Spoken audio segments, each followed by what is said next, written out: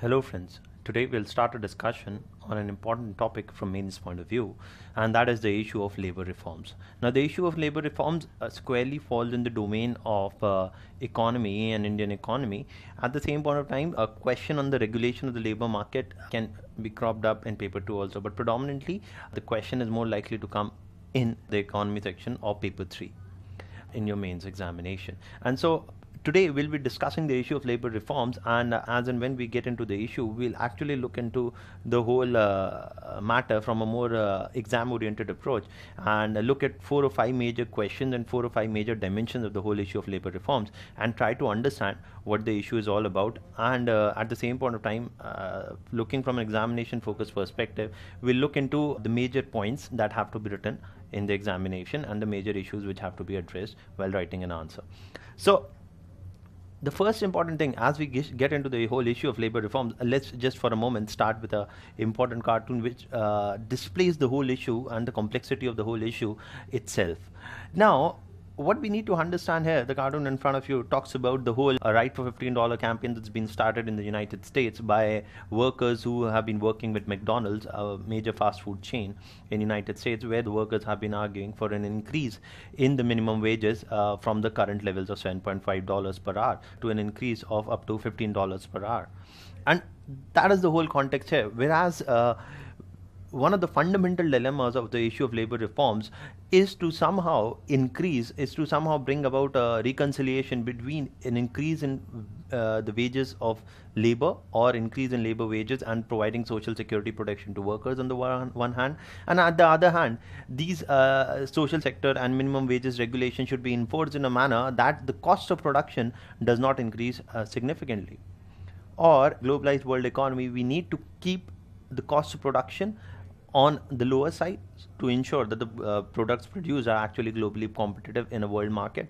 But at the same point of time, pushing down the cost of production should not happen on the cost of worker security or on the cost of income security to the worker. So that's the whole context in which this whole battle in United States is being fought in terms of increasing the minimum wages. Now, what we need to understand here, that this example of United States isn't very different from the condition in India today. That the condition in India today and the central issue of labor reforms has to be looked through the angle of both the workers as well as the major business corporations. Whereas the major business corporations want to decrease the cost of production so as to be globally competitive, at the same point of time, the worker unions and labor unions have strongly expressed their concern that this increase in productivity and global competitiveness of business houses should not happen at the cost of wages of the worker. So that's the whole context that we need to understand. And central to the idea of increasing growth of industries in India also has to keep in mind the idea of increasing the amount of wages and increasing the amount of social security available to the workers, because we're not looking at just pushing up economic growth, but also to ensure one of the main aims of labor reforms also has to be ensure that not only the economic growth is pushed up, but the benefits of economic growth are distributed more equitably. Or we are not looking predominantly and single-mindedly only at growth, but more importantly at inclusive growth. So now with this brief introduction, let's first see what are some 4 or 5 major areas of concern and major dimensions of the issue of labor reforms which can be asked in the examination. So one of the questions in your mains examination, for example, can be what are the major issues and challenges with respect to labor reforms in the country and how can these issues be resolved? So that looks like a more straightforward question. The next way of asking the same question could be that the sluggish pace of labor reforms are a critical limitation upon the manufacturing sector of the economy in India. Comment. And how can these limitations be addressed? So on the face of it, these seem to be more opinion-based questions, but they are clear-cut recommendations which have been made and are available in the public domain. And while writing an answer, your opinion should be based upon the governmental recommendations and the recommendations made by various committees to address the solution. It should also keep in mind the major initiatives taken by the government recently. Another important way of asking the same question, and especially with focus on the new social sector schemes for the unorganized sector introduced by the Modi government, such as the Atal Pension Yojana and Pradhan Mantri insurance schemes for disability or death due to accidents, etc. These are the 3 major schemes which have been introduced in the social sector.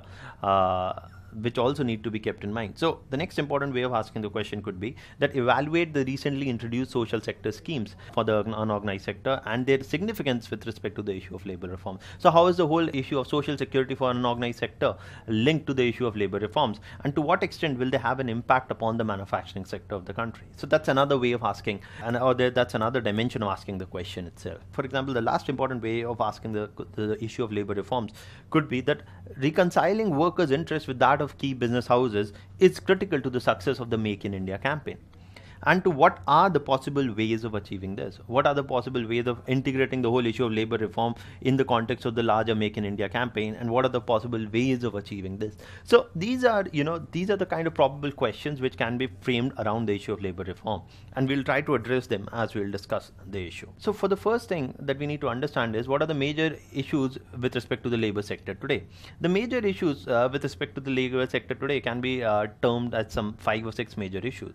So we'll first see those 5 or 6 major issues, and then we'll move forward to understand how can these major issues be resolved. So let's understand the first major issue. The first major issue with respect to the labor market in India is the issue of the quantity of employment available, or rather, let me put it this way, with respect to the magnitude of unemployment within the country. So what you need to understand firstly is the distribution of employment according to the sectors of the economy, or how much amount of employment is generated by the agricultural sector, the industrial sector, and the services sector. So if you just roughly see the data, the agricultural sector contributes something around 14% of the GDP, and roughly half of the total population employed is actually employed in the agricultural sector. So for that matter, agriculture remains a very important aspect of our economy. And if you see that a sector which generates only 14% of the GDP has 50% of the population dependent upon it, clearly there's an urgent need to move a large number of people in the employment sector away from agricultural sector into the manufacturing and the services sector.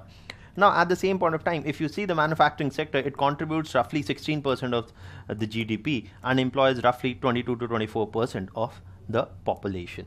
So again, you see that as compared to the agricultural sector, while the manufacturing sector also contributes mainly a 16%, which the National Manufacturing Policy and the Make in India campaign intends to increase to 25% up till 2025, this 16% of the contribution to GDP comes from 22% of the population employed as of now. So you see, even here, there is a disparity between the amount of employment generated and amount of the people dependent upon the manufacturing sector and the amount of value generated in terms of GDP. However, when you consider the services sector, it generates roughly 70% of the GDP of the country as of now and employs roughly around 28 to 30% of the total population, which is seeking employment, or which is actually employed as of now.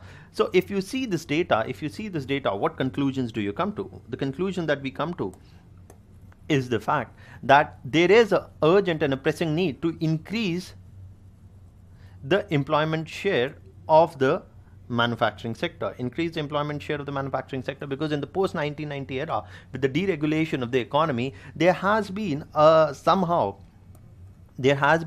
an era, firstly from 1990 to 2000, an era of jobless growth, and after that, and the whole period since liberalization, 20 years of economic growth since liberalization, has seen a tremendous jump in terms of the share of economy or the share of GDP contributed by the services sector. And normally, as you would have known, in most of the economies, firstly economies transit from an agricultural based economy to a manufacturing economy, and from manufacturing economy to a services sector based economy. But in the case of India, there has been a jump from the agricultural sector to the services sector, and the manufacturing sector, even in 1980s and 1990s, was contributing somewhere around 14 to 15% of the GDP, and after 20 years also it's contributing roughly the same. Or there has been a stagnation in the amount of GDP which is contributed by the manufacturing sector in India today. So manufacturing sector in India today contributes merely 16% of the GDP. If you compare that with China, in China the manufacturing sector roughly contributes 35% of the GDP.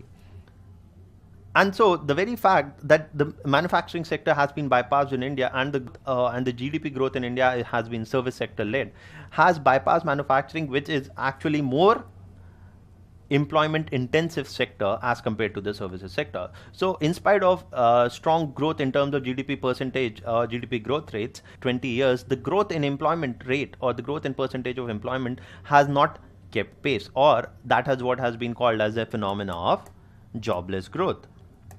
So the first issue with respect to the phenomenon of jobless growth, which has actually bypassed, which is a reflection of the fact that the manufacturing sector has been bypassed, and it has stagnated in terms of its contribution to the GDP at roughly around 15 to 16%.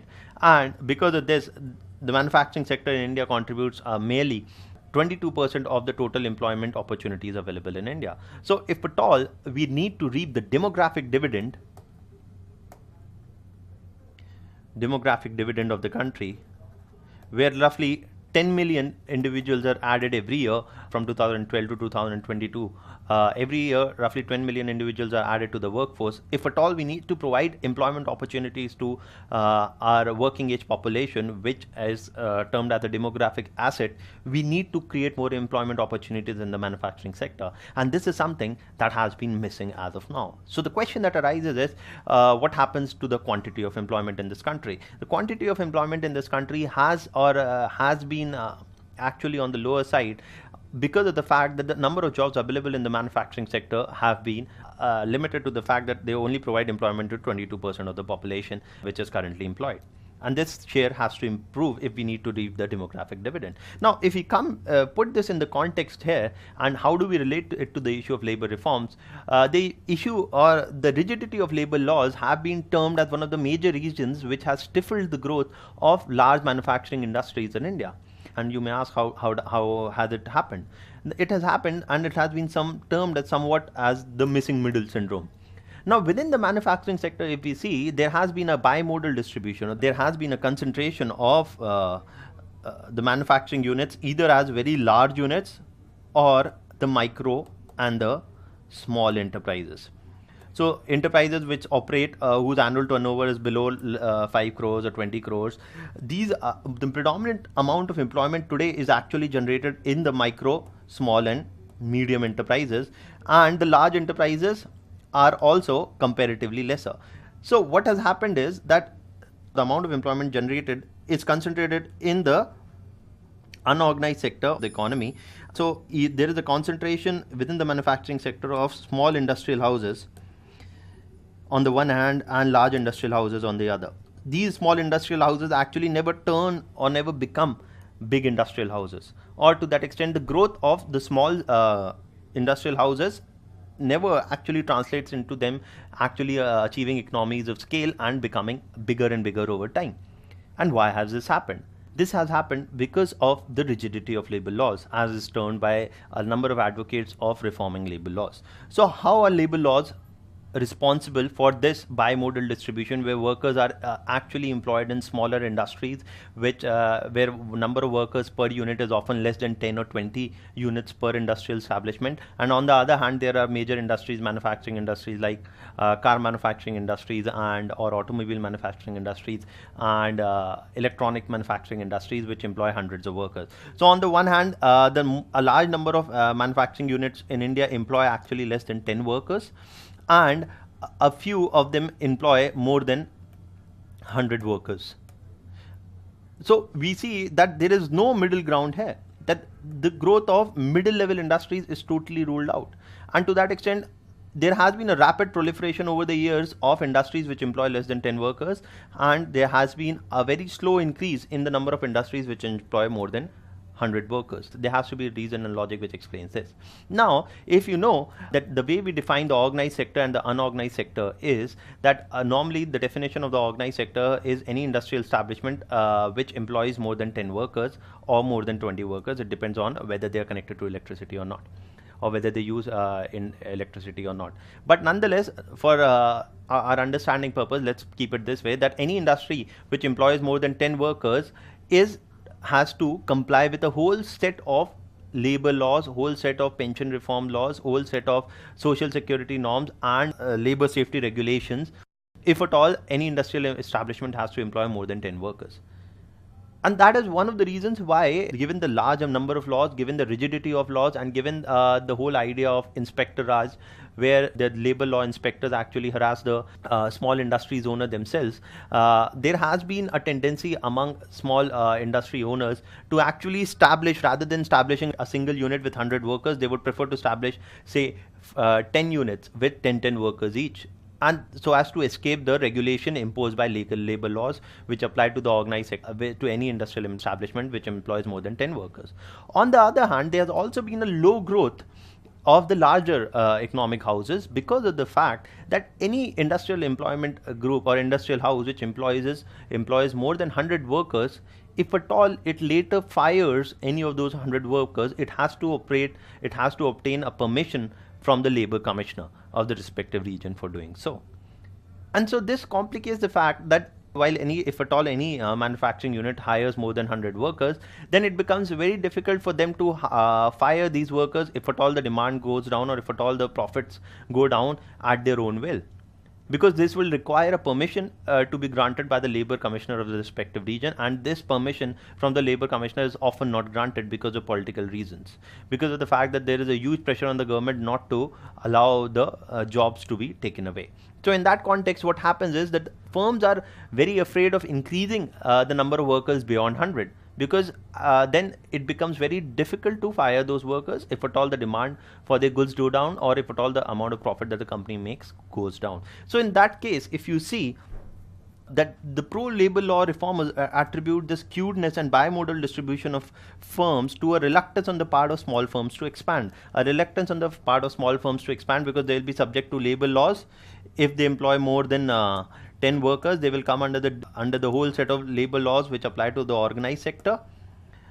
And also at the same point of time, if they employ more than 100 workers, then they are not allowed to fire the workers if at all the demand for their goods decrease at their own will. They will have to seek a permission from the labor commissioner.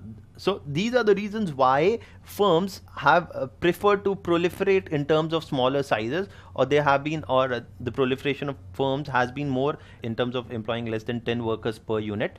And on the other hand, there has also been a very slow and marginal increase in the factories which intend to employ more than 100 workers. And this has been blamed at the rigidity of our labor laws. Also to escape this whole application of labor laws, and big industrial houses have actually started investing more in capital intensive technology. So rather than employing 500 workers, they would actually invest in technology, or in technologies such as mechanization, in technologies such as bringing in robotics, to decrease, say, the intake of workers to 100.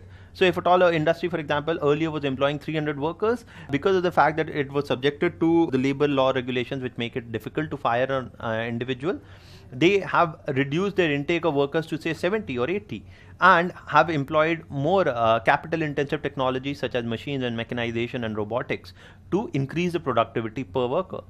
So rather than using labor intensive, they have gone for capital intensive methods of production so as to bypass the application of labor laws upon them. So that's another reason why the quantity of employment today has been decreasing or has not increased to that extent in India.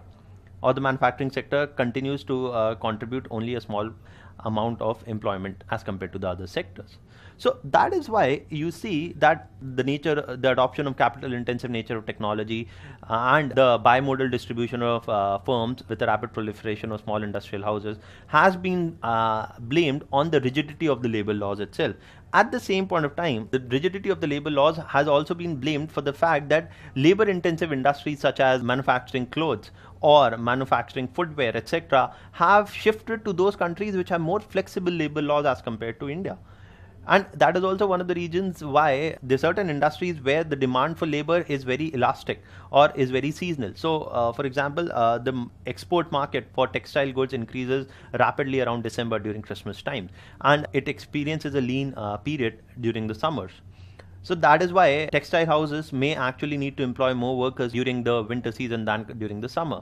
And given the fact that our Indian labor laws do not allow hire and fire policy, Indian labor laws are rigid to the extent that they do not allow easy layoff of workers when any unit employs more than 100 workers. Because of that fact, again, a large number of these labor intensive industries which have a seasonal demand have started or have actually been shifting bases to other countries. For that matter, Bangladesh has actually overtaken and has become a serious competitor of India in the textile market because the labor laws there are much more flexible as compared to India. So that is the whole idea of why the quantity of employment generated in the employment sector actually has been suffering in India. Now that we discussed the issue of the quantity of employment, the next important issue is the issue of quality of employment. Now, another important issue of the quality of employment that we are looking at is that the problem with the Indian employment sector is not just purely limited to the fact that there are not enough number of employment opportunities available. A bigger problem is also the fact that the employment opportunities available are substandard. So often the Minimum Wages Act is not enforced, given the fact that a large number of workers work in substandard conditions, work in conditions where they're not even paid minimum wages. Also, if you see the statistics, the startling fact is that in India, it isn't that the unemployment rates are very high. Actually, the unemployment rates in India are somewhere around 5 to 6%, which are not very high if you compare to the Western European countries or America. But a bigger issue in India is not unemployment, but is underemployment. And given the fact that almost 92% of the jobs which are generated today in the manufacturing sector are generated in the unorganized sector, or 92% of the workers who find employment in the manufacturing sector are actually employed in industrial houses which employ less than 10 workers. So when you see this, you come to the understanding that of all the jobs produced in the manufacturing sector, 92% of the jobs are being produced in those organizations which employ less than 10 workers, and only 8% of the jobs are being produced in the organized sector. So you see that the labor market in India is highly segmented.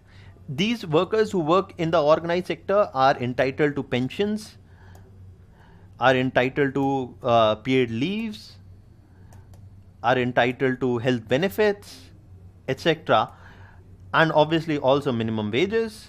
But 92% of the workers do not get any of these benefits which the workers in the organized sector are entitled to, whether it are healthcare benefits, whether they are pension benefits, or whether that is paid leaves. So you see that the quality of employment generated in India is a much bigger concern when you understand the whole issue of labor reforms. And so this has resulted in a fragmentation and the segmentation of the labor market, where 8% of the workers actually have access to a whole of benefits or social security benefits, and this is why Pratap Bhanumatha terms this 8% as the labor aristocracy, or the privileged group within the working class is a 8% population which enjoys access to a host of social security schemes, whereas a majority of workers employed in the manufacturing sector do not have access to any of the social security benefits that the rest of the 8% have. So this is another major problem. So the next important issue, which is again related to the whole issue of quality of employment itself, is the whole issue of informalization of labor within the organized sector itself. What do we mean by informalization of labor within the organized sector itself? Now, if you remember, as I told you, 92% of the workers in the manufacturing sector and in the unorganized sector are employed by units which employ less than 10 workers. However, only 8% of the workers are employed in the organized sector or unit which employ more than 10 workers and which are subjected to the labor laws, as well as provide a host of social security benefits, other worker benefits such as health benefits, such as pension benefits, etc., to their workers. Now, within this 8% also, now this is a more disturbing trend. Within this 8% also, if you see today, a large number of jobs which are actually being created are being created in the contractual segment as compared to the jobs in the as a permanent employee. Now, a worker who is given a job on the basis of contract as compared to a permanent employee, a worker who is given the job on the basis of contract is not again entitled to pensions and healthcare benefits as compared to a permanent employee. And why the position of a contractual worker actually is relatively better as compared to the worker in the unorganized sector is that they have to be given a notice of 1 month before they are actually laid off, or they will have to be given a compensation of 30 days of wages in case they are fired. So the contractual workers do enjoy a greater degree of protection as compared to worker in the unorganized sector, who can be told that you do not need to come for the job from the very next day, or the workers in the contractual segment actually do enjoy a greater degree of job security as compared to the workers in the unorganized sector. But as compared to the permanent employees, they do not enjoy that level of job security, or for that matter that level of social security or labor benefits as compared to the permanent employees. So the point here is that even the 8% population within the organized sector is divided today between the contractual employees as well as the permanent employees. Now the permanent employees, or rather what you see, there has been an increasing trend since 1995, where earlier of within this 8%, 13% of the workers roughly used to be contractual employees, and the rest 87% used to be permanent employees. And this trend has changed to the extent that, the latest data from 2011 suggests that 34% of the workers, even within, or 1/3 of the workers even within the organized sector, are today contractual employees, and only 2/3 today are permanent employees. So even within the organized sector, there is a continuing informalization that is happening with respect to the quality of employment. So the whole issue of job security and quality of employment is not just a dichotomy between the organized and the unorganized sector, but within the organized sector also there is a greater degree of informalization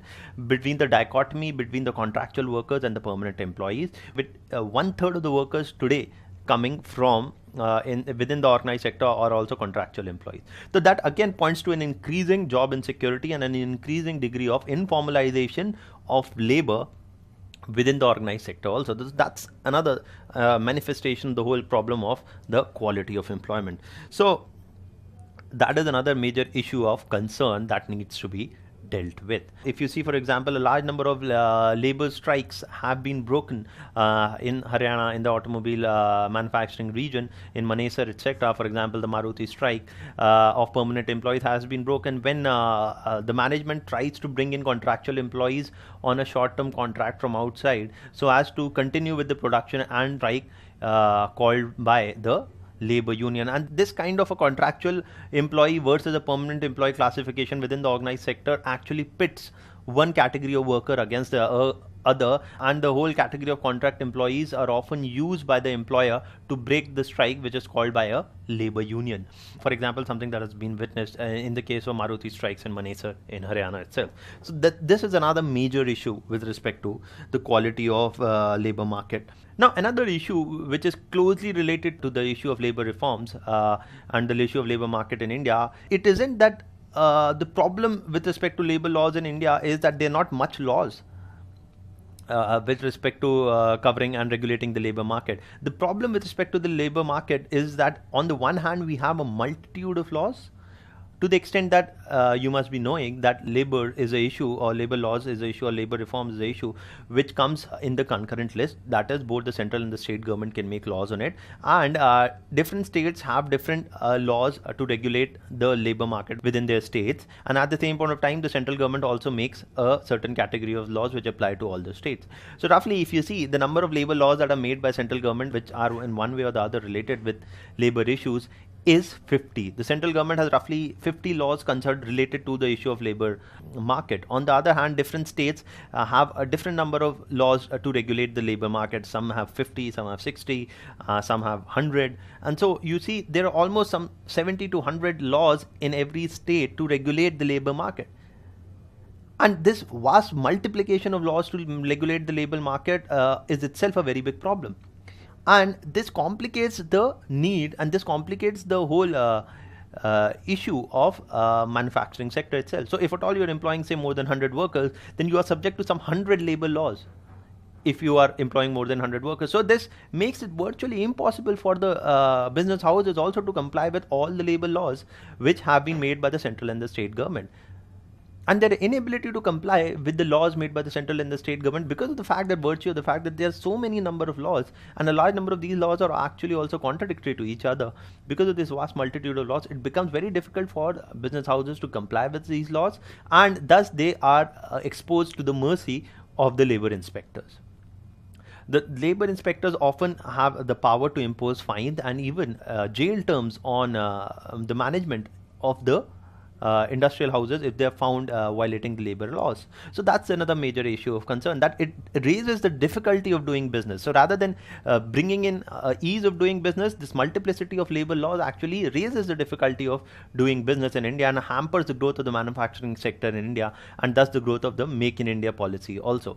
So that's the whole idea, that there's a existence of a host of laws, a multiplication of laws to regulate the labor sector on the one hand, and on the other hand, these laws are contradictory, often found contradictory to each other, and they may also have been marked by the fact that there's a very poor enforcement of the labor laws in the first place. However, these labor laws become a breeding ground for corruption. So labor inspectors would come, inspect the premises, find that a large number of obsolete laws which do not serve any purpose of labor protection in any way today actually are not being followed by the respective industrial houses, and thus if they demand a bribe, if at all the industrial house does not want to be subjected to a fine. So this becomes the breeding ground for corruption itself. For example, there's the existence of a host of obsolete rules and regulations with respect to regulating with respect to the labor laws in the country. For example, the labor laws mandate that they need to maintain a register, a manual register which has the name of all the employees on the working rolls of the company.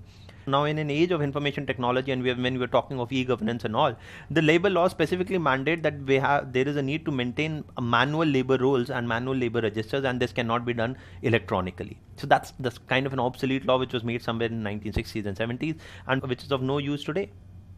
At the same point of time, there have been laws which there are labor laws which limit the employment of women after 8 o'clock in the manufacturing houses. So rather than actually promoting the participation of women in the labor market, this actually curbs the participation of women in the labor market. So there are a lot of obsolete rules. For example, there's another obsolete rule made by the central government says that in manufacturing houses, in certain kinds of manufacturing houses, there should be rat cages. The problem here that comes is that this host of laws, a large number of which are obsolete and a large number of which are implemented by are sought to be implemented by the central and the state government, increase the burden of obligation and increase the burden of compliance on the industrial houses so much that it becomes virtually impossible to actually go through all the 100 laws and ensure that the business house is actually complying with all these regulations. So there's an urgent need to actually simplify labor laws, to group together labor laws and make them simple, and to reduce the number of labor laws. But we're not talking about here, we're not saying there's a need to bring down the standards, but there's a need to harmonize labor laws, bring similar labor laws together, club them together, and reduce them to a number of say 15 or 20 laws maximum, which actually are enforceable and which are easier to comply with also for the industrial houses. So this is what will help in tackling the problem of Inspector Raj, and which will actually reduce the difficulty of doing business and rather will increase the ease of doing business in India, which will contribute to the Make in India campaign. So this is another important issue with respect to labor reforms. Now, another important crisis of the labor market today is the weakening of the labor unions. Now, another important problem that has been highlighted, especially by the labor unions themselves, is the declining population of labor which is covered under labor unions. Even in 1970, only 45% of the population actually was covered by one labor union or was a part or was a member, or 45% workers were actually a part of one labor union or the other. And this decreased to 30% by 1980, or by 1980 only 1/3 of the workers were actually part of one labor union or the other. And now the importance of labor union can be judged from the fact that labor unions are often seen as those collective bargaining enterprises which bargain on behalf of individual workers with the management so as to secure better pay benefits, better wage benefits. Something, for example, as I told you, is happening in the unorganized sector in United States with respect to between McDonald's and the worker unions there.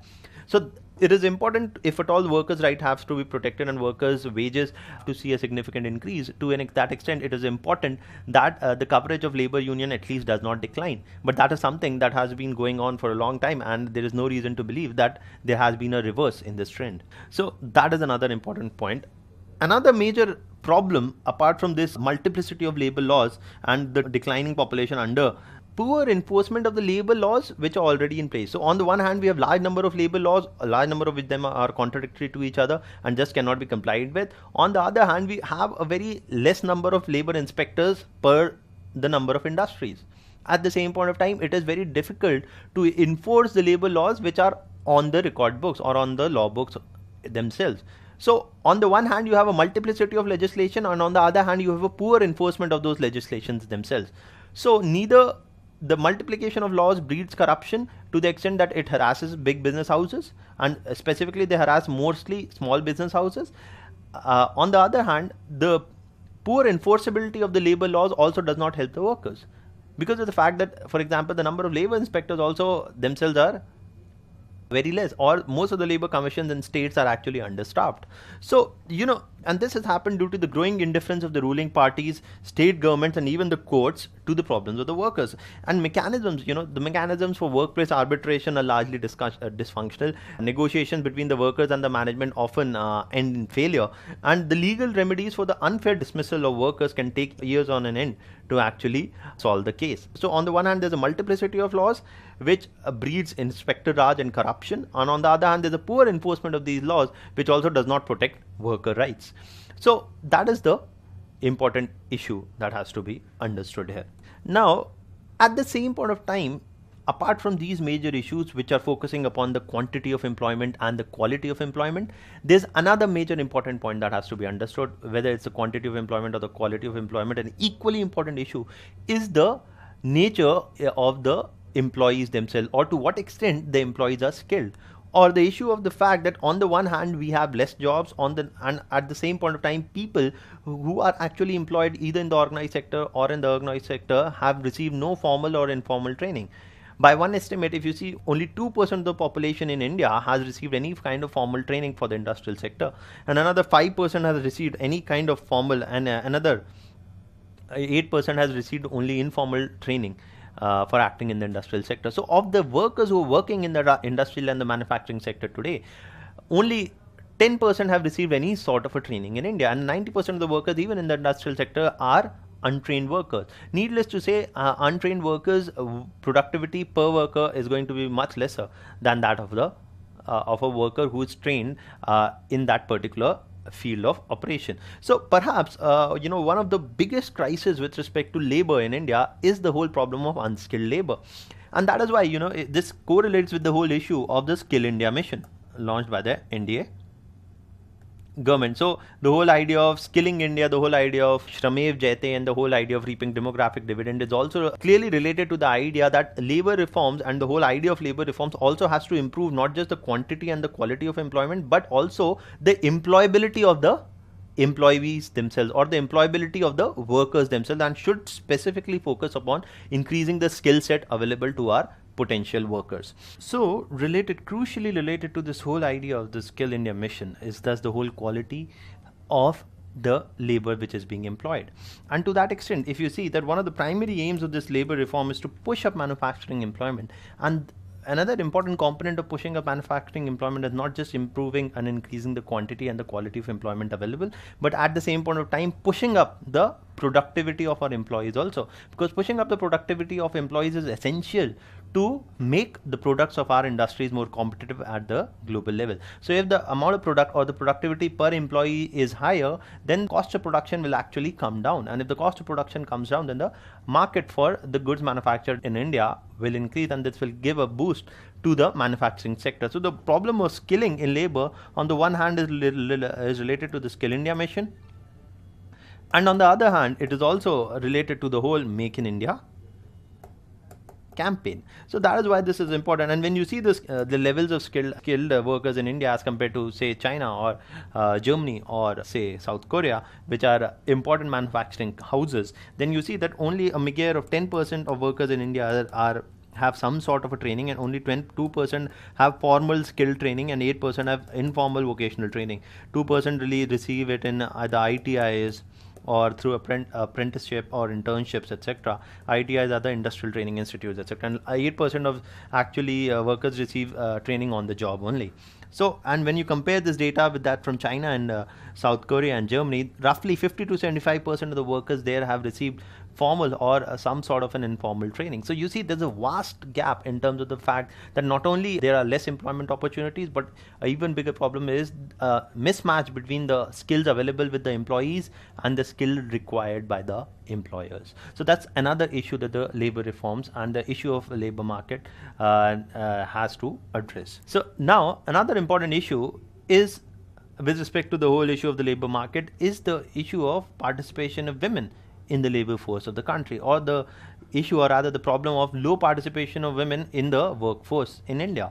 when you see, for example, the labor force participation rates in the country, that they stand roughly 55% for males and they're much lower for females. So if you look into the 18 to 29 year age group and the workers that come from the 18 to 29 year age group, and you see the distribution of the workforce there, then you come to understand the glaring fact. The glaring fact is that of all the workers who come from the 18 to 29 year age group, 70% of the workers are actually males and only roughly 29.4% are females.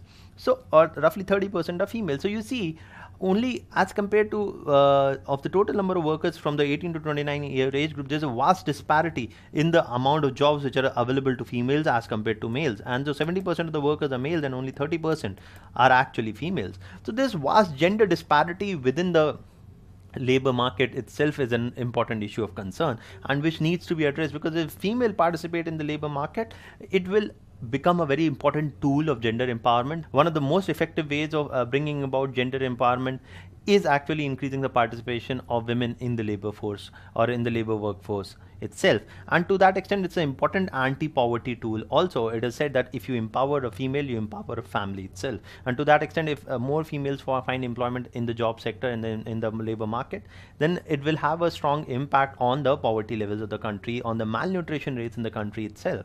So that's a very important focus area also, which should be addressed by the labor laws. Now, there can be policy measures such as introducing flexible working timings, introducing better maternity and paternal leave arrangements, making stricter safety arrangements for women workers, etc., which, if implemented, actually will create a conducive environment for the participation of women in the labor force itself. So that's another important issue that needs to be addressed. So if we've discussed a host of issues. If I just summarize those issues for you and the broad headings within which the labor issues have to be addressed. The first issue is the quality of employment. The first issue is the quality of employment. Another issue is the quantity of employment. The quality of employment issue of quality of employment looks at the informalization of labor and the large number of workers who work in the unorganized sector. Now we also have the issue of the quantity of employment, where the share of manufacturing sector in the economy, both in terms of GDP and in terms of the percentage of employment contributed by it, is actually much lower than it should be if you compare with that with China or other manufacturing led houses, and which is important for India to reap the demographic dividend. Another problem that I just discussed with you was a low female workforce participation rate. Another important issue is the diminishing role of labor unions, something that we have also discussed. Also is a multiplication of host of laws made by the central government and the state governments, which actually make compliance with these labor laws so difficult because of the multiplicity and the huge number of such laws themselves, and which leads to the problem of labor or Inspector Raj. Also, another important problem related to the issue of multiplicity of laws itself is a poor enforcement of these laws, and which diminish the protection provided to the workers themselves. So that's another important issue, that is the poor enforcement of labor laws itself. And another important issue related to the issue of Skill India mission and the issue of Make in India, and put within the larger context of labor reforms, is the unskilled labor force itself. So that's the point that we need to address. So if we keep these major issues in mind, we will actually now look at three major laws that have to be amended if we have to actually solve these problems of the labor laws, or solve these problems of the labor market themselves. So now we'll actually look at what is the way forward, and one of the ways of doing that is to look at the three major labor laws which have to be amended if we have to solve this problem of the labor market. So before we do that, this caricature actually squarely puts the issue of labor reforms on plate. That one of the important focus of the labor reforms and amending the labor laws itself has to ensure that the whole idea of 8 hours of work, 8 hours of sleep, and 8 hours for following a pursuit that an individual or worker would want to should be the ideal that the amendment of the labor laws should actually aim to achieve. So the struggle for work period of 8 hours was something that was started in the European countries and received a whole lot of emphasis through the Marxian struggles and all the worker movements, which argued for, or the whole per week working hours limited to 48 hours a week and stuff of that sort. So limiting the number of working hours for workers to 48 hours a week, or with overtime maximum up to 60 hours a week, has been one of the strongest demands of the labor movement itself. At the same point of time, allowing enough time for recreation as well as for rest is one of the central demands of the labor movements themselves. So that also has to be kept in mind. This demand also has to be kept in mind as we look at the three major laws which have to be amended to solve the labor crisis in the country. So the three major laws which need to be amended are, firstly, the Industrial Dispute Act of 1976. The second major labor law which needs to be amended is the Contract Labor Regulation and Abolition Act of 1979. And the third important labor law which needs to be amended and modified is the Apprentices Act 1961. So these three major laws need to be modified, and this is the way forward if at all we need to reform the labor laws in the country to bring them in harmony with the Skill India mission and bring them in harmony with the Make in India policy. So the Industrial Dispute Act of 1976 is the first major law which needs to be amended. So what does the Industrial Dispute Act of 1976 talk about?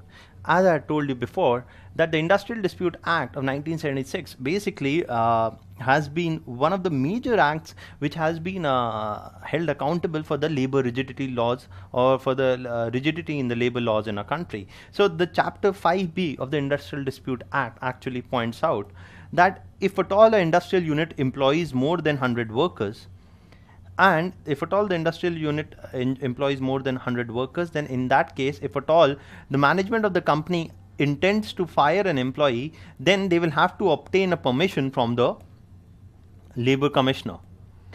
And an employee can be terminated only when the permission has been obtained from the labor commissioner. That is the whole provision of the Industrial Dispute Act, which has been one of the central issues with respect to the rigidity of the labor laws. Now, reformers who argue that the Industrial Dispute Act should be relaxed argue or put forward the point that this rigidity, or this fact that for firing a worker hired by a company, if at all the number of workers in a company is more than 100 workers, then in that case the necessity of obtaining a permission from the labor commissioner actually becomes a cumbersome procedure, because on the basis of varying demand for the products of the company, it may be urgent and it may be required, if the company has to survive, that it may have to lay off those workers which are no more needed given the decline or change in the number of goods which are being produced by the industry itself. So if at all, let's assume that the market share of the company today is valued at somewhere around 2,000 crores and it is employing 300 workers.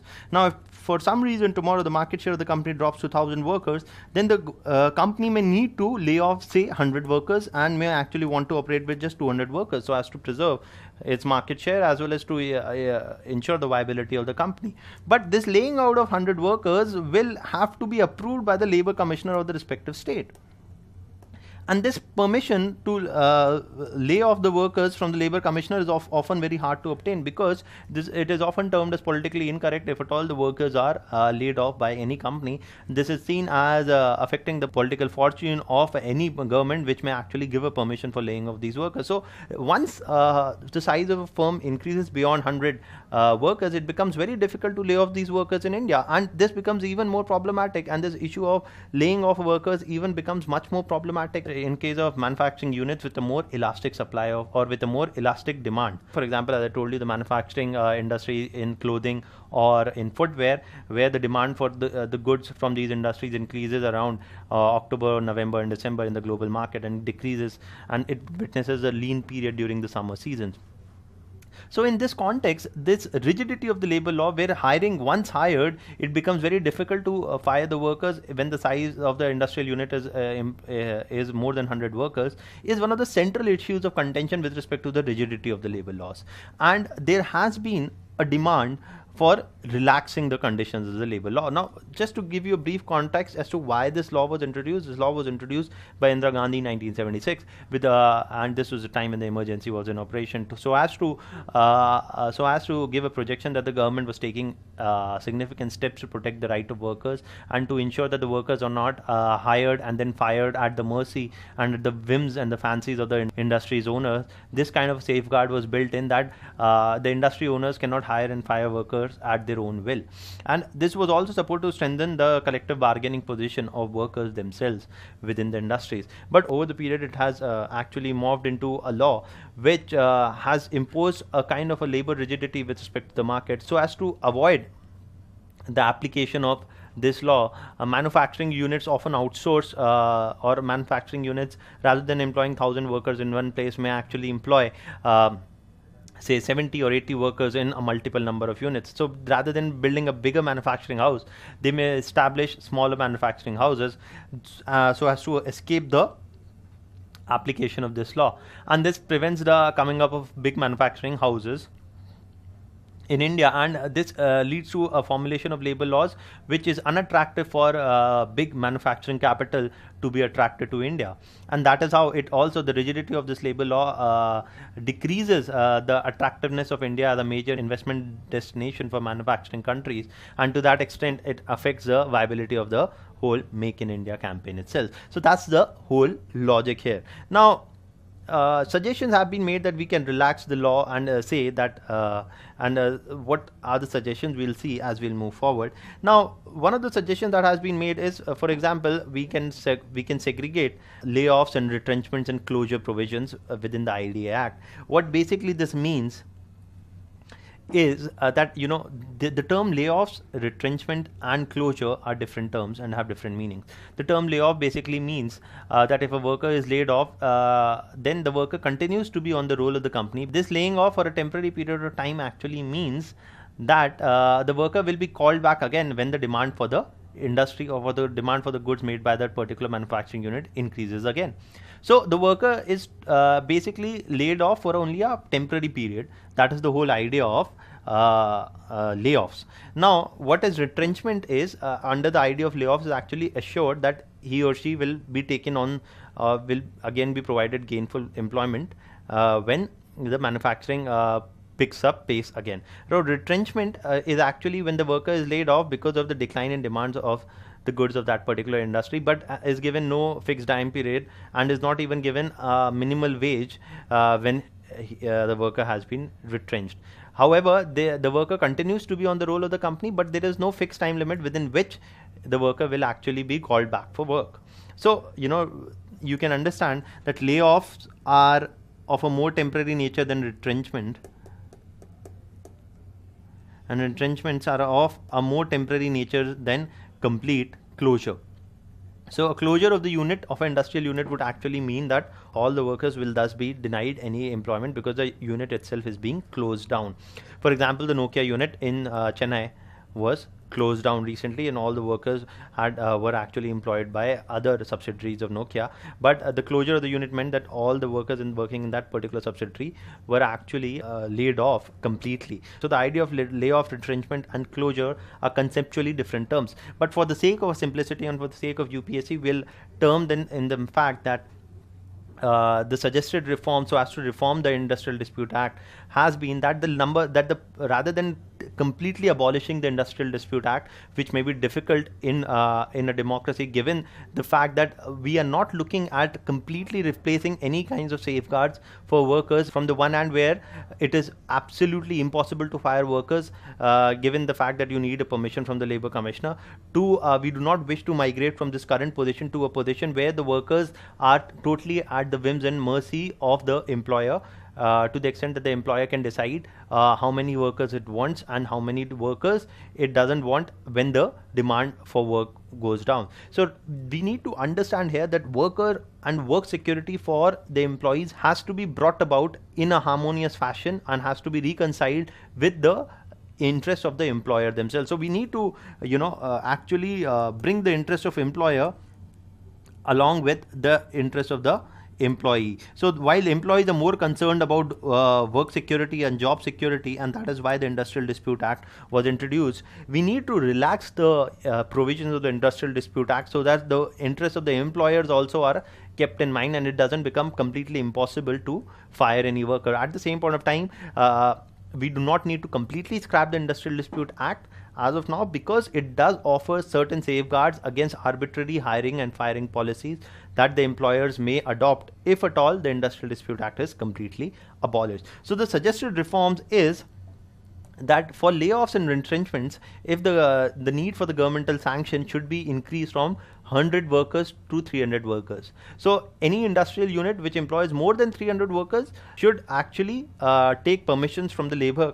commissioner if at all it has to fire workers, or if at all it has to lay off or retrench workers. So right now the provision of the IDA comes into operation every time the number of workers in a unit go beyond 100. What we are basically trying to say is that the provisions of the suggested reforms is that the provisions of the IDA Act should come into operation only in industrial units which are employing more than 300 workers. So this would ensure that industries which employ 100 to 300 workers will not be subjected to the provisions of the IDA Act. That is the first major reform that is suggested. The second major reform that is suggested is that currently if a worker is laid off, he or she has to be paid a salary of 1 month as a compensation. Now, if at all this compensation has increased from a wages of 30 days to 45 days, there is bound to be a decrease in resistance from the labor unions to any kind of an alteration with respect to the applicability of the Industrial Dispute Act, because we have to complement and we have to bring together and the idea of work security for the employee along with the idea of ease of doing business for the employer themselves. So this is the first major law which needs to be reformed. The second major law which needs to be reformed is the Contract Labor Regulation and Abolition Act 1979. Now, as I told you, contract laborers are a subcategory within the organized sector which are often used by the employers to break the strikes if at all they are launched by the permanent employees, and so this often creates a rift between the contractual employees as well as the permanent employees. That is one aspect. However, the whole idea of contract employment also comes because of the fact that suppose there is a manufacturing unit which is engaged in the whole activity of manufacturing automobiles.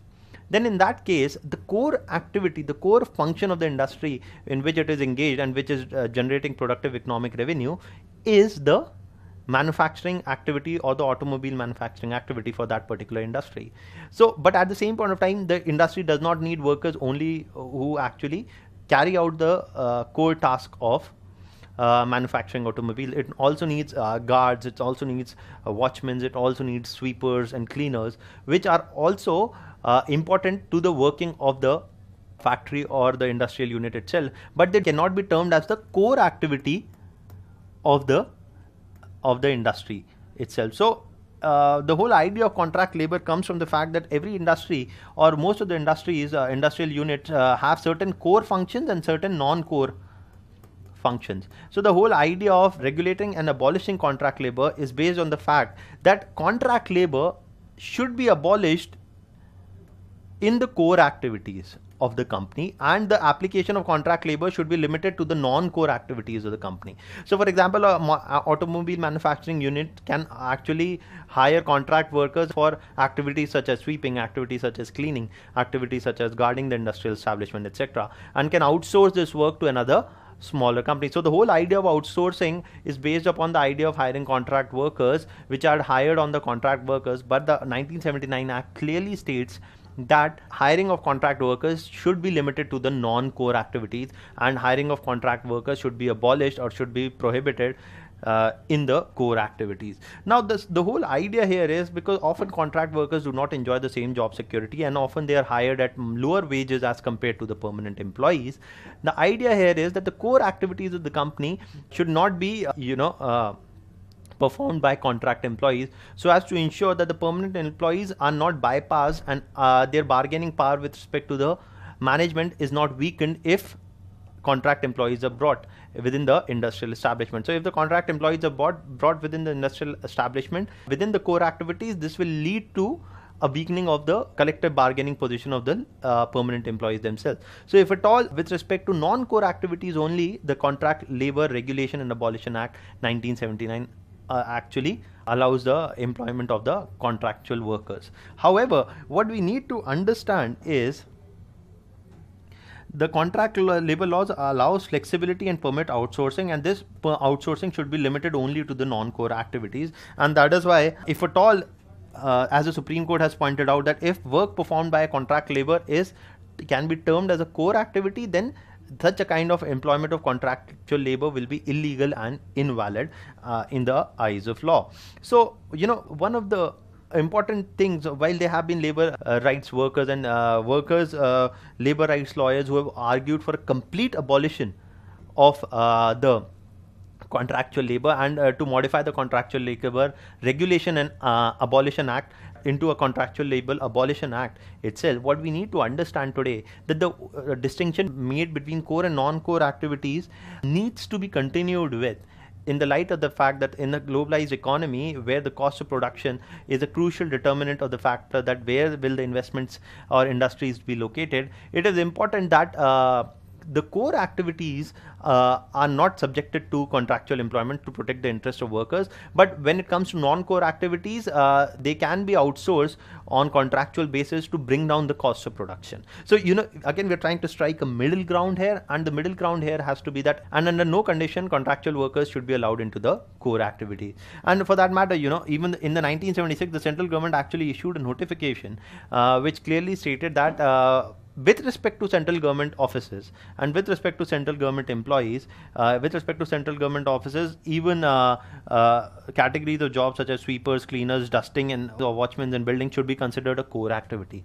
And the workers there also should be treated at par with permanent employees. So the central government, the 1976 notification at least, intends to set a very high standard in terms of what should be termed as core activities and non-core activities. Rightly, there can be a discretion in terms of determining what are core activities with respect to an industry and what are non-core activities with respect to an industry. And one of the problems with respect to the Contractual Labor Regulation and Abolition Act 1979 is the fact that a large number of activities which are actually core activities are also today being outsourced, and for that also contractual workers are actually being hired. And to that extent, that is a major problem of the non-implementation of the Contractual Labor Regulation and Abolition Act. The way forward with respect to the Contractual Labor Abolition and Regulation Act of 1979 is to clearly define, the law itself needs to clearly define what are core activities and what are non-core activities for a major sector of industries. Right now, there's a good amount of discretion for the companies to decide what is core activity according to them and what is not core activity according to them. There's an urgent need for the law itself to actually concretely define what are core activities with respect to major types of industries, and to ensure that contractual laborers are not allowed in the core activities, because it's essential to protecting the right of the workers.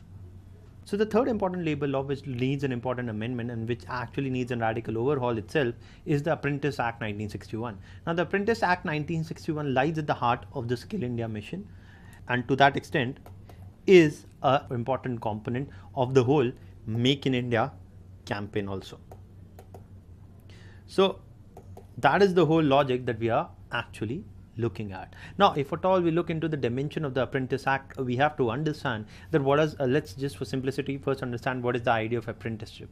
The idea of apprenticeship may be closely related to the idea of internship or having on-the-job training, so that individuals pick up skills on the job, and or they get into an industry-oriented curriculum where they acquire job-specific skills, especially related to the manufacturing sector.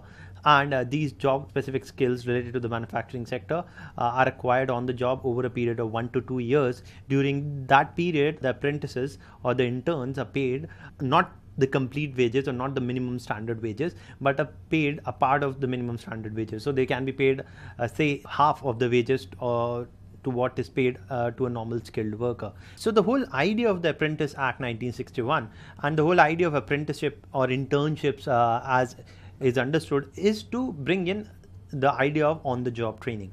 So let's just take the practical ground reality. Now, the industrial training institutes in India, which are also known as the ITIs, the industrial training institutes in India pick up students after they pass out of 12th, or they pick up the students after they pass out of 10th only for their higher education. So the course can be is a 2-year course where a student can enter into it after 10th, or in most of the places after 12th. And this 2-year course offers an individual a diploma in a particular manufacturing area. Now, this diploma in a particular manufacturing industry is supposed to give, and ideally supposed to give that individual who applies for this diploma specific skills which can be used, say, in the automobile sector or in the textile sector or in the chemical engineering sector, etc., which can then actually be used for applying for a job in these specific sectors. So an individual trained in a diploma course in, say, manufacturing and automobile or textile, etc., would then become a trained employee who could be employed by the industries in these particular sector. So let's to understand for now, the whole idea of industrial training works in this manner. Now, where does the idea of apprenticeship actually come in? The idea of apprenticeship actually comes in that out of this 2 years of training, say 1 year of training is focused on the theoretical aspects and 1 year is focused upon on-the-job training that is given to these individuals who are actually enrolled in the diploma course, where they actually go and work in these automobile or textile industries and acquire the skills by working on the job. Given the fact that they are actually being trained on the job, given the fact that they may not have the requisite skills to start with, but by the end of the year they may actually acquire those skills, given the fact that they're partially skilled workers, the whole idea of the minimum wages which are paid to permanent employees does not apply to the apprentices or the interns. And given the fact that they go for on-the-job training, as and when they complete the training program, they can either be absorbed on full wages, or at least even if they're not absorbed on full wages by these industries in which they obtain training, they can actually apply in other industrial units in the same sector. So the whole idea of apprenticeship here is that it gives on-the-job training to the workers or to the apprentices, and thus at the same point of time helps us to provide industry-specific employable workers which are actually trained in skills which the industries need right now. Now currently, for example, what is happening with the ITIs in India is that the skills that they actually provide are way out of sync with reality. Now course curriculum of ITIs today is totally out of sync with the latest advancements in technology in the textile sector or in the automobile sector.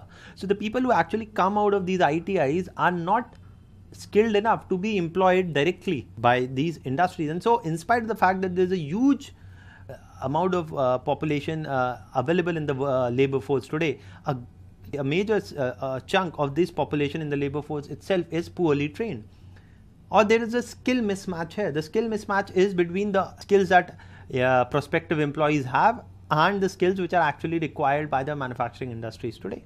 So there is a skill mismatch, and this results in a decline of productivity of the industrial units, and at the same point of time it becomes harder for individuals with these skills to find a job in the market because their skills are no more marketable, or the market demands a different set of skills. So the whole idea that we're looking at in the whole Skill India mission as well as in modifying the Apprenticeship Act is that there should be a direct linkage between the ITIs and the industrial hubs. And these industrial hubs will actually train workers who are enrolled in a diploma and ITIs for at least 1 year. And this will ensure that the problem of skill mismatch between those skills imparted by the ITIs and those skills needed by the industries is solved. So the problem of skill mismatch gets solved here. So that is an important area that we need to look into. So this problem of skill mismatch, if it is solved, will go a long way in bringing in the idea of skilled workers into the idea of Make in India, and at the same point of time it will increase the productivity of the employees and increase the wages that they can demand also. So to the extent that workers are skilled, their wage demand as well as the wages paid to them can be expected to grow up or go up. So what is the problem with the Act as of now? The problem with the Act as of now is the matter that only a few category of industries are allowed to hire apprentices as of now. Now what this results is in the fact that a large number of these industries which need a particular skill set are not able to obtain them from the market, and at the same point of time the diploma holders which are being produced by these ITIs are not employable. So to solve this problem, we need to allow a larger number of industries, not just in the manufacturing sector, but also in the services sector, to hire more apprentices or hire more interns, so as to allow that there is a more closer coordination between industries and training institutes, and this industry and training institute linkage will help us to allow, or will help us tackle the skill mismatch. So what is the problem today? If you just look at the data for that matter, the ITIs or the industrial training institutes have 5 lakh seats throughout the country, and of them only roughly or a bit more than half of the seats actually get filled, and almost half of the seats go unfilled. Why? Why is it so? It is because of the fact that the ITIs today are seen as imparting those skills which cannot guarantee a job in the market for an individual who gets trained in these institutes. So to that extent, the the very fact that the skills which are being imparted by these ITIs are not sufficient enough for an individual to get employed in a training institute has resulted in the fact that even these seats are not getting fulfilled. Now, if you compare the number of apprentices in India with that of, say, Germany, which is a much smaller country than India, for that matter, has more than 3 million apprentices. So it has more than 30 lakh individuals who work as apprentices. On the other hand, India, which is a much bigger country with a much bigger population, has a total of 5 lakh seats, half of them go unfilled. So there's a huge potential here to be exploited in terms of bringing in a linkage between the ITIs and the industrial institutes, and that needs to be exploited. Now, at the same point of time, what we need to do is to amend the Apprentices Act.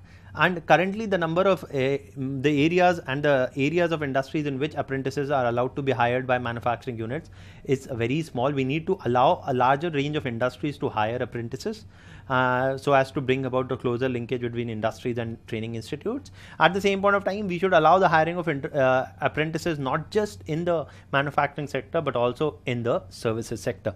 So what we need to understand here is that India, for that matter, has roughly just 3 lakh apprentices.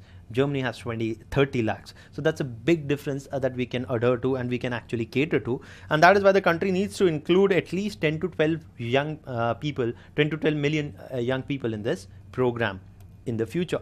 So that is why the suggested reforms today are standing at the fact that how do we incentivize the industries to collaborate with the industrial training institutes. So the government and the NDA government has put forward this proposal, and this is sought to be implemented by amending the Apprentices Act 1961 itself, that the salary which is paid to the interns or to the apprentices, half of that salary or half of that stipend cost, let's put it to be more technically correct, it's not a salary, it's a stipend, half of that stipend cost is actually to be contributed by the government. So if an apprentice is paid, say, 8,000 rupees a month, then half of that apprentice, half of the stipend of the apprentice will be contributed by the government. So if industrial house pays a stipend of 8,000, half of that will be contributed by the government. And this contribution by the government is coming in recognition of the fact that the ITI and the industrial house linkage is going to produce more skilled employable individuals, and to that extent to incentivize this tie-up between the industrial houses and the industrial training institutes, the government has agreed to compensate half of the stipend to be paid to the apprentices to the respective industrial houses. So that is a positive step in the right direction, and this will go on for during the first 2 years of training as an apprentice. So that is the important change that has been brought and has sought to be brought about by the Apprentice Act. The second important way forward to amend the Apprentice Act is to allow a larger number of activities or allow a larger number of economic activities and industries in a larger number of involved in a larger number of economic activities to actually hire apprentices. And to that extent, hiring of apprentices is to be allowed not just in the manufacturing sector but also in the services sector. And the suggested amendment aims to add 500 new trades and 500 new kinds of economic activities in which it would be legal to hire apprentices. So that is the important thing here, that the Apprentices Act needs to be modified to allow a wider number of economic activities in which it would be legally permissible to hire apprentices. Now, that is another important change that has to be brought. These are the 3 major changes that we need to bring with respect to our labor laws, if at all we have to make India a major manufacturing destination and to bring it in line with the Make in India policy. Now, if you see, almost all of these major reforms that have been suggested have actually been their implementation has been started in Rajasthan and to an extent in Madhya Pradesh and Maharashtra also. These are the states which have taken the lead in reforming their state laws according to the recommendations that we've just discussed now. And given the fact that labor laws come under the concurrent list, both the central government and the state governments are allowed to make laws on it. And to that extent, the Rajasthan government has modified its Industrial Disputes Act. And as had been suggested by the recommendations to modify the Industrial Dispute Act, the Rajasthan government has agreed and has made changes to its labor laws to increase the ceiling for layoff, retrenchments and closures. And to that extent, when as before, the Industrial Dispute Act used to apply to every company which used to employ more than 100 workers, the act has been modified to ensure today that in Rajasthan, the Industrial Dispute Act and the provisions of Industrial Dispute Act will apply only to those industries which employ more than 300 workers or so. So that is the first important change that the Rajasthan government has brought, that it has modified the Industrial Dispute Act. At the same point of time, it has also actually increased the quantum of workers which need to be brought together to establish a union in a particular factory. And to that extent, while earlier only 15% of the workers needed to come together to establish a union in a particular factory, now at least a minimum of 30% workers have to come together to form a union within the factory. So this reform actually makes it a bit tougher to organize labor unions within factories. And to that extent, this law has been actually criticized by a number of critiques of the Rajasthan Act itself.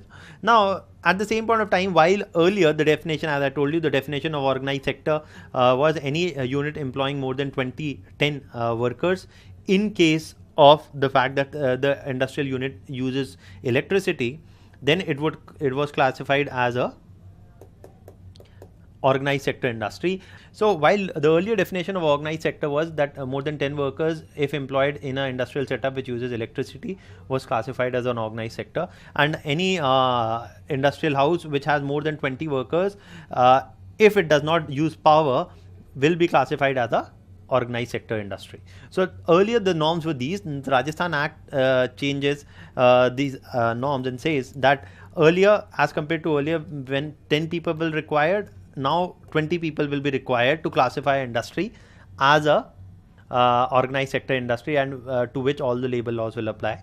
And earlier, while on the one hand only 20 individuals were required for industries which do not use power for classifying them as organized sector industry, now the bar will be raised to 40.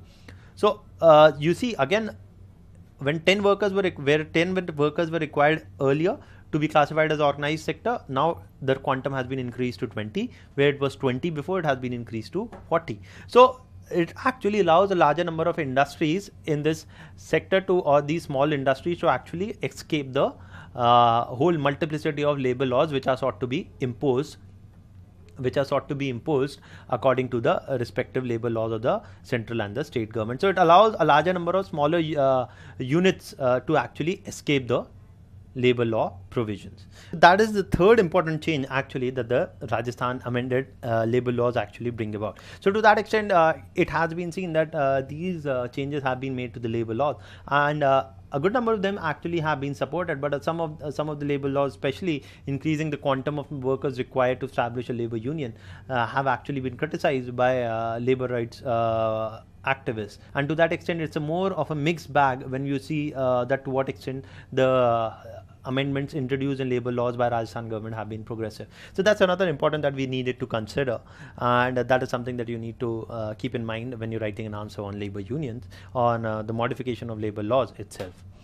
Now, when you see what is the way forward to reform, or what is the way forward to actually bring about labor law reforms, the way forward is pretty much simple. What is the way forward, for that matter, to push up manufacturing in the country?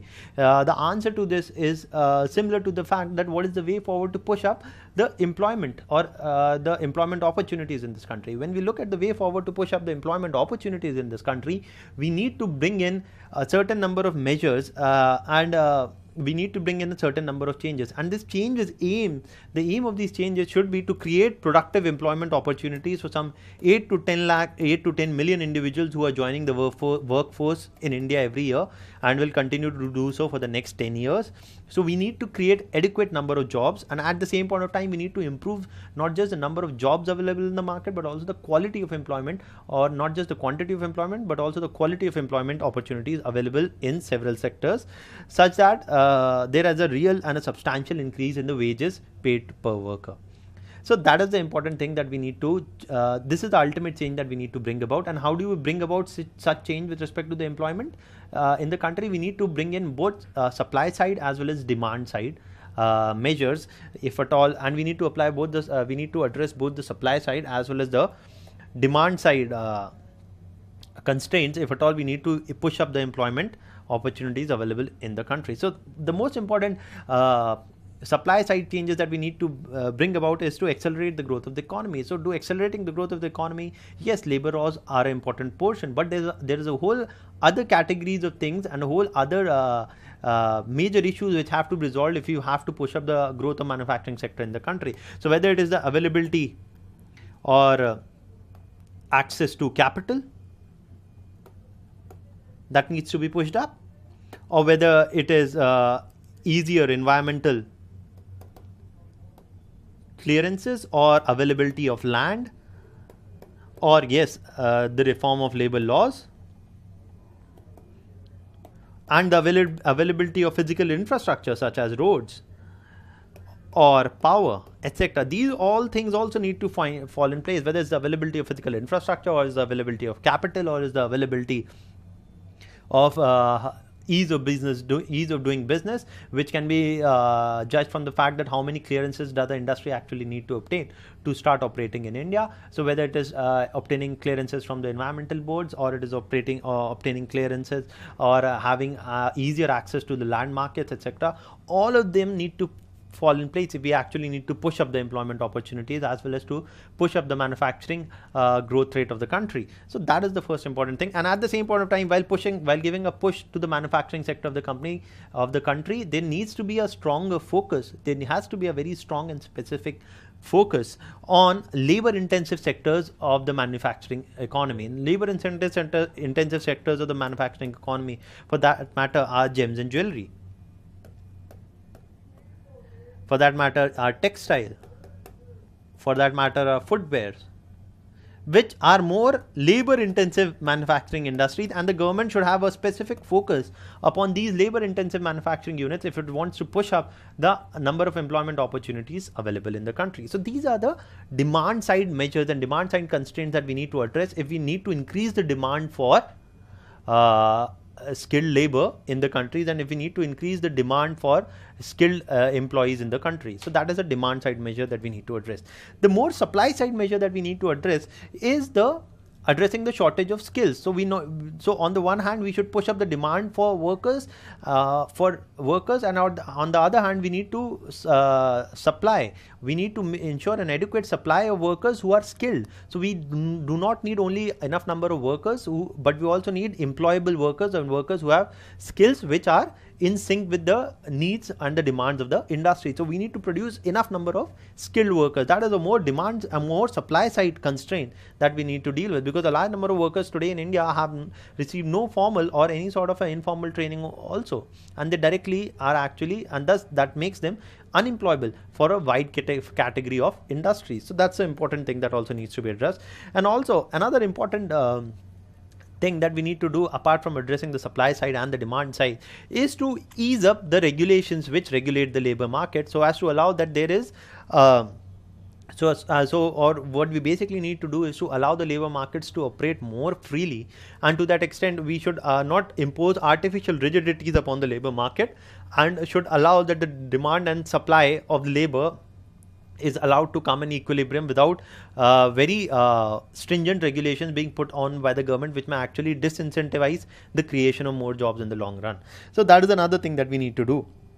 So the first two measures that we discussed right now were under the heading of demand side measures. The next measure that we discussed was under this idea of supply side measure. Another important measure that is discussed is to decrease the stringent regulation on the labor market, is to allow a more decent match between the supply side and the demand side factors. So this is another way of looking at the whole issue of labor reforms. Now recently the Modi government and the India government actually introduced some 5 major labor reforms which were meant to bring about changes in the labor laws as well as changes in the labor market, and that's why the government introduced these 5 major labor reforms under the composite scheme of the Deen Dayal Upadhyay Shramev Jayate Karikram. Now, the Deen Dayal Upadhyay Shramyev Jayate Karikram has actually got 5 major components. The first major component is that it intends to check the whole license, or more importantly the inspector Raj, and to prevent the harassment of business houses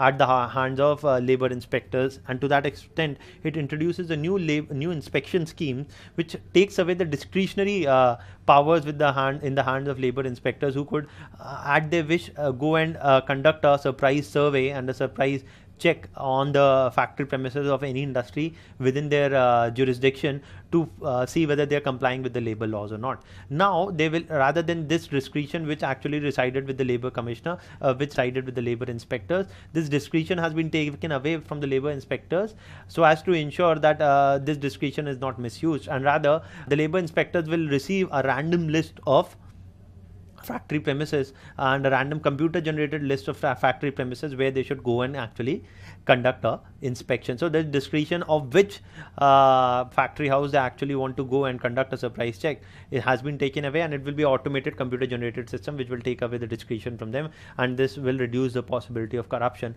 in such kinds of inspections. So that is an important change. And also, once the inspection has to be done, the report of the inspection will have to be filed within 72 hours and will have to be uploaded online on a portal meant for inspections, for labor inspections within 72 hours. So there's a time bound process and it is a randomized process, which both of which are geared to reduce the amount of corruption in the labor inspections which are done by the labor inspectors. So that's a new inspection scheme. That's the first important change. The next important change that has been brought is the coming out of a new unified labor portal, which is also known as Suvidha.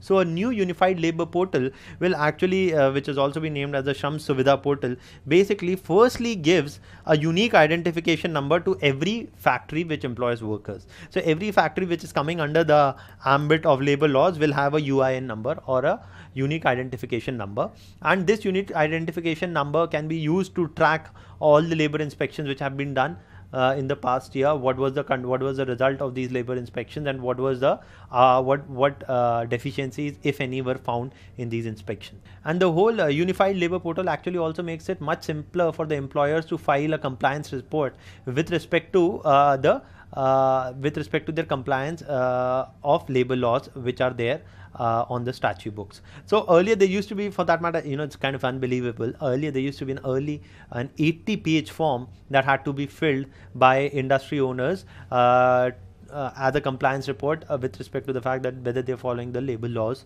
of the country and the respective state or not.